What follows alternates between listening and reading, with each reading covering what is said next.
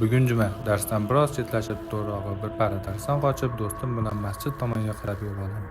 Ko'kcha masjidi. Hozirgi kadr masjiddan chiqqandan keyin olingan. Masjid orqasida qabriston, qabriston ichida chillaxona, chillaxonaning yon tomonida o'sha mashhur lahatxona. Lahatxonaga tor zinapoyalar yetmaganiga oyoq kiyimlar oralab kirdik. Mana shu oyoq kiyimlarni to'g'irlab qo'ysa bo'lmasmikin? Maqsadimiz mana shu chuqur lahatxona ichidagi qabr ichiga kirib ko'rish bo'ldi. Nihoyat lahatxona ichidagi qabrga ham yeta oldik. Bu qabrning ichiga kirish uchun ham mushtdek yurak kerak ekan.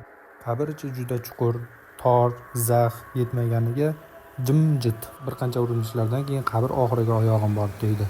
Ishqilib mash qabr bosib qolmasmikin degan xayollar ham o'tadi miyadan. A few moments later, qabr ichida chalqanchasiga yotib olib, 10 daqiqalar atrofida o'zim bilan o'zim qolib ketdim. Vaxonada shu paytgacha bo'lgan hayot yo'limni ham bir eslab oldim. Bu qabrda ichida ko'p yotib bo'lmas ekan, juda zax ekan. Pochkani shamollatib qo'yichi hech kim emas.